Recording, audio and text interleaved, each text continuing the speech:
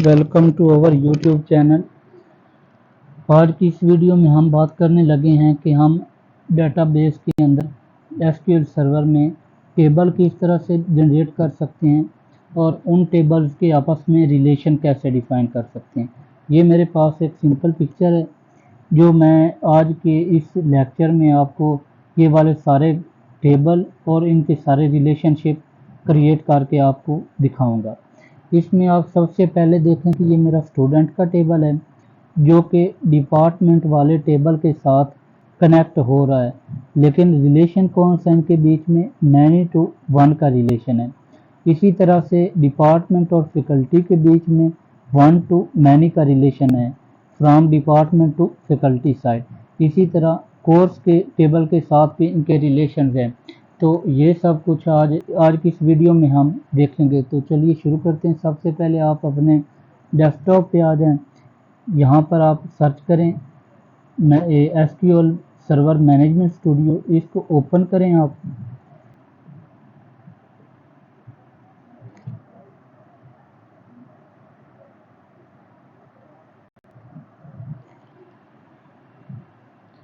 यहाँ पर आप कनेक्ट कर दें जी। तो हमारा मैनेजमेंट स्टूडियो जो है वो ओपन हो चुका है सक्सेसफुली। तो टाइम बचाने के लिए मैंने ये जो सारी कमांड्स हैं, क्यूरीज हैं, वो मैंने ऑलरेडी राइट कर रखी ताकि ज़्यादा टाइम ना हमारा वेस्ट हो, इसलिए मैं उसको ओपन करता हूँ। ये फाइल आपको डिस्क्रिप्शन में इसका लिंक आपको मिल जाएगा फाइल का। ओपन पे क्लिक किया।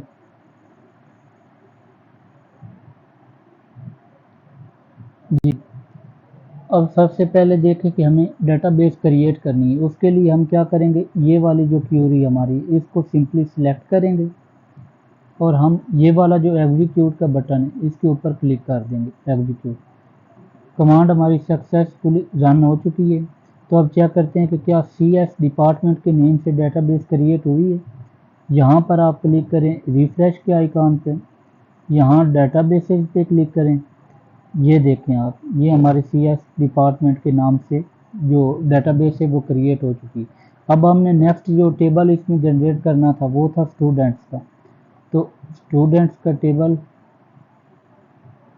एक बात ये, जब भी आपने कोई टेबल वगैरह क्रिएट करना हो तो आपको उस डेटाबेस का रेफरेंस देना ज़रूरी है ताकि एसक्यूएल सर्वर को ये पता रहे कि उसने कौन सी डेटाबेस के अंदर ये टेबल क्रिएट करना है। अब मैं उससे बता रहा हूँ, use CS department, create table students, ID int primary की, और जो मेरे एट्रीब्यूट्स हैं टेबल के वो मैंने बता दिए। अब मैं क्या करूँगा, सिंपली एग्जीक्यूट।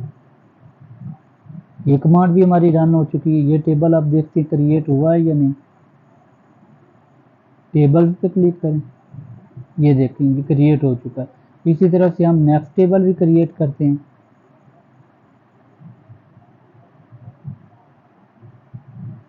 डिपार्टमेंट के नेम से हमारा नेक्स्ट टेबल एग्जीक्यूट किया, ये भी क्रिएट हो चुका है।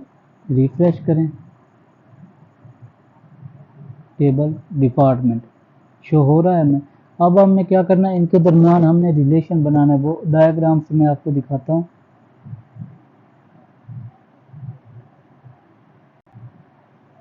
जी, ये देखें स्टूडेंट के टेबल और डिपार्टमेंट का जो टेबल है इसके बीच में मैनी टू वन का रिलेशन है। मीन ये है बात करने का कि जो हमारे स्टूडेंट हैं वो डिपार्टमेंट की एक आईडी से ज़्यादा स्टूडेंट जो हैं वो उनका डाटा एंटर किया जा सकता है, क्योंकि स्टूडेंट साइड से जो है रिलेशन वो मैनी का है और डिपार्टमेंट साइड पे वन का है। तो अब ये रिलेशन क्रिएट करने के लिए हम एसक्यूएल सर्वर में आते हैं। यहाँ पर ये क्यूरी मैंने लगाई हुई है, ऑल्टर टेबल स्टूडेंट्स। इसको आप यहाँ से सिलेक्ट करेंगे यूज CS डिपार्टमेंट से और यहाँ तक आप इसको रन कर देंगे। एग्जीक्यूट कीजिए। ये सक्सेसफुली ये हमारा रिलेशन जो है वो क्रिएट हो चुका है। अब इसको टेस्ट करने के लिए हम अगर चाहें तो अभी कर सकते हैं इसमें डाटा एंटर। अगर चाहें तो सारे टेबल जो हमारे रिलेशन वो हम क्रिएट कर लें, उसके बाद हम इनको एक साथ ही डाटा एंटर करके इनकी टेस्टिंग कर लेते हैं। तो बेटर मुझे ये लग रहा है कि हम सबसे पहले ये सारे टेबल जनरेट करते हैं, इनके रिलेशन, उसके बाद एक साथ ही डाटा एंट्री का प्रोसेस स्टार्ट करेंगे और सारे टेबल्स में डाटा एंटर करते जाएंगे। जी, नेक्स्ट हमारा जो है वो टेबल हमने क्रिएट करना फैकल्टी के नेम से, इसको हमने सिलेक्ट किया, एग्जीक्यूट किया। नेक्स्ट मैं अब जल्दी जल्दी ये टेबल क्रिएट करने लगा हूँ ताकि हम फिर इनमें डाटा एंटर करके टेस्टिंग कर सकें। ये कमांड आपको नीचे डिस्क्रिप्शन में फाइल का लिंक मिल जाएगा, आप वहाँ से ये सारे डाउनलोड कर सकते हैं।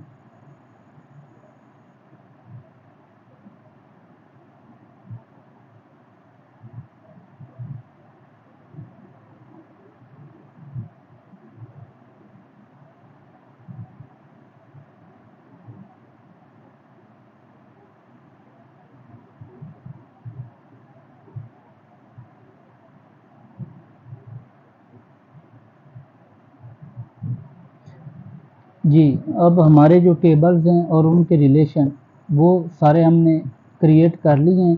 अब हम डाटा एंटर करने का प्रोसेस स्टार्ट करेंगे। ये देखिए हमारी 4 ही टेबल थे, स्टूडेंट, डिपार्टमेंट, फैकल्टी और कोर्स, ये चारों हमने क्रिएट कर लिए हैं। जो हमारी डायग्राम की अरेंजमेंट थी, ये आप देखें, स्टूडेंट, डिपार्टमेंट, फैकल्टी और कोर्सेज। अब हम इसमें अगर डाटा इंसर्ट करेंगे तो फ़र्ज़ करें कि हम डिपार्टमेंट साइड में सबसे पहले एंटर करेंगे डाटा, क्योंकि इसका लिंक जो है बाकी सारे टेबल के साथ ये वाला डिपार्टमेंट का जो टेबल है वो लिंक्ड है। सबसे पहले हम डाटा डिपार्टमेंट में एंटर करेंगे, उसके बाद हम स्टूडेंट में डाटा एंटर करेंगे, और जो मल्टीपल स्टूडेंट्स हैं, एक से ज़्यादा, वो सेम डिपार्टमेंट आईडी पे डाटा उनका एंटर हो सकेगा। यही हमारा मैनी टू वन का रिलेशन है। चलें अब हम देखते हैं। ये हम डिपार्टमेंट का डाटा एंटर करने लगे हैं। डिपार्टमेंट आईडी 1 है, 2 है, 3 है, और ये आगे उनकी इनरोलमेंट डेट वगैरह की डिटेल्स हैं। चलिए मैं शुरू करता हूँ, इसको एग्जीक्यूट करें। जी, अब ये हो चुका है डाटा एंटर। इसको हम टेस्ट करते हैं, चेक शो करवाते हैं, इधर ही शो करवा लेते हैं।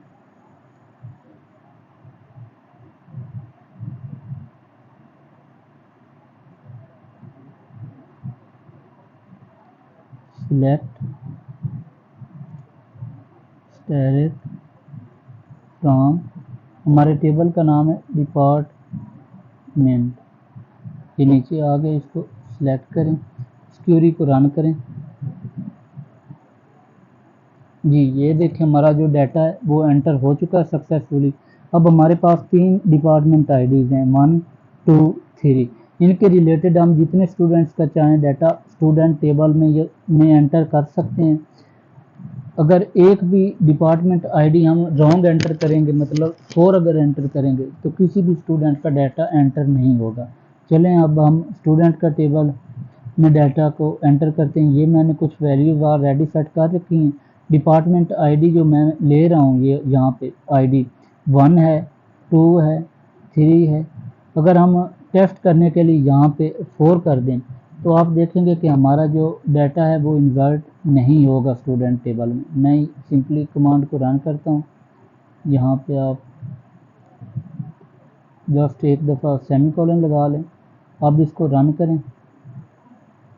अब आप देखें कि इसने हमें एरर शो करवा दिया कि जो आपकी फॉरेन की है वो कॉन्फ्लिक्ट कर रही है, वो डिपार्टमेंट टेबल में उसकी आईडी 4 है ही नहीं।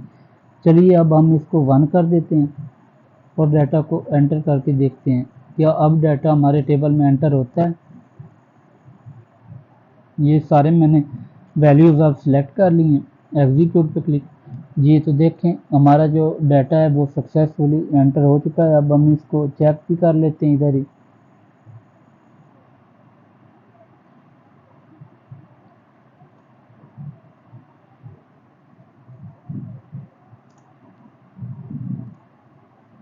फ्रॉम, हमारे टेबल का नाम है स्टूडेंट,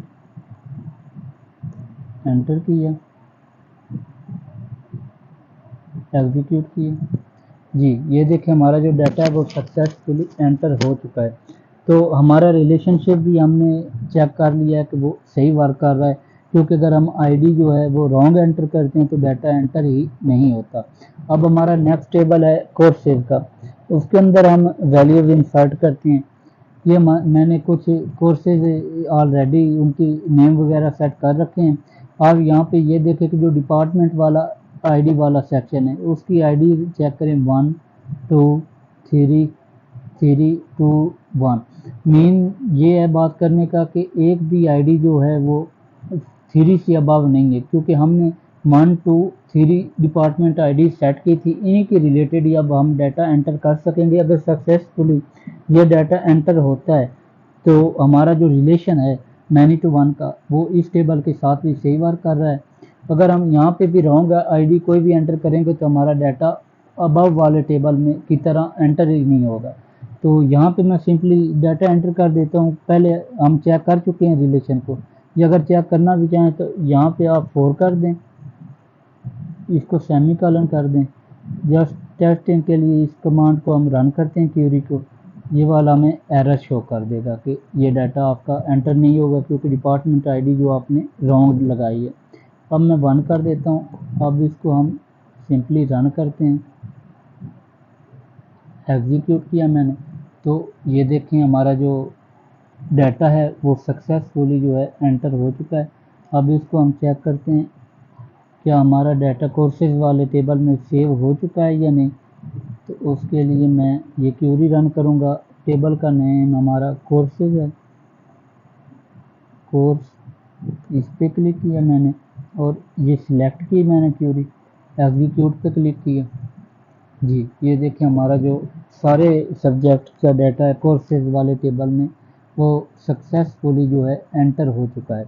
अब नेक्स्ट हमारा टेबल है फैकल्टी का, उसके साथ ये देखें कि एक जो रिलेशनशिप है वो चेंज है, वो मैनी टू मैनी का रिलेशनशिप है। अब इसके लिए 2 तरीके होते हैं, ये टेबल के 2 टेबल के दरमियान मैनी टू मैनी रिलेशनशिप बनाने के 2 मेथड्स हैं।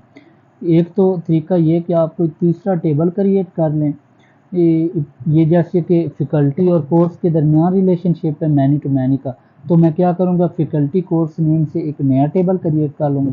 या दूसरा तरीका ये है कि इन्हीं 2 टेबल को यूज़ करें आप और इन्हीं में क्यूरी के ज़रिए से आप चेंजेस ऐसे कर दें कि वो मैनी टू मैनी का रिलेशनशिप बन जाए।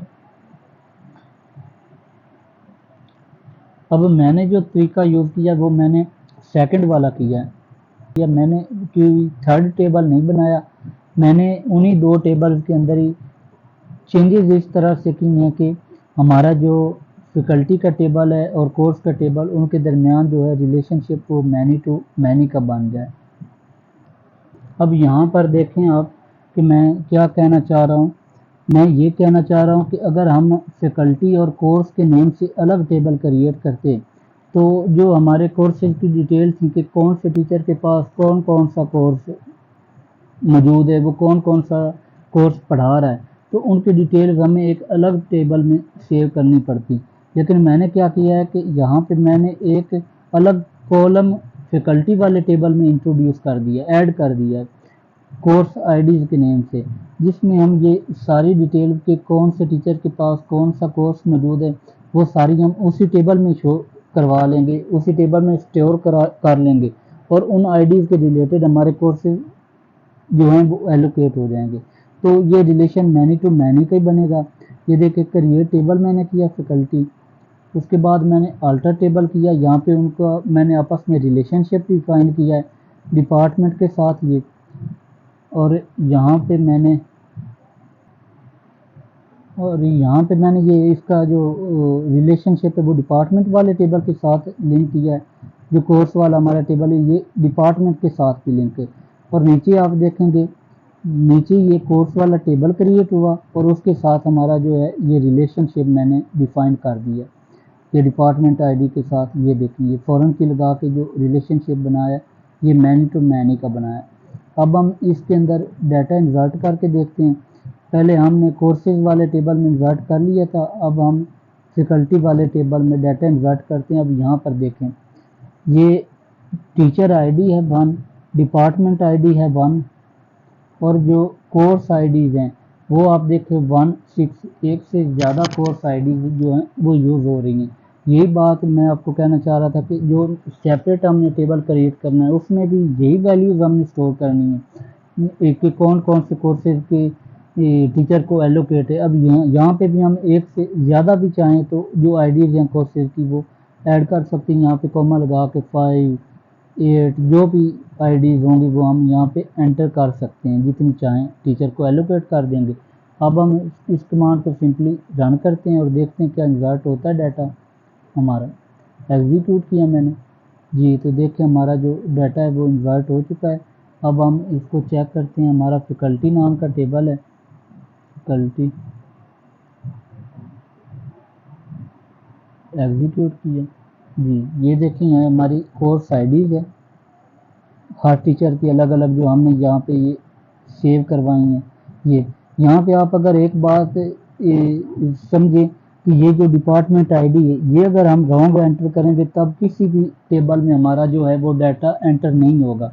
और यही हमारी डायाग्राम जो है इसमें भी शो हो रहा है कि जो हमारा डिपार्टमेंट है वो तमाम टेबल के साथ लिंक्ड है। तमाम टेबल का डाटा तभी एंटर होगा जब हमारे डिपार्टमेंट वाले टेबल की आईडी जो है वो उसका रेफरेंस जो है वो करेक्ट होगा। तो इस फाइल क्यूरीज का लिंक आपको फाइल का जो है डिस्क्रिप्शन में मिल जाएगा। तो thank you so much for watching.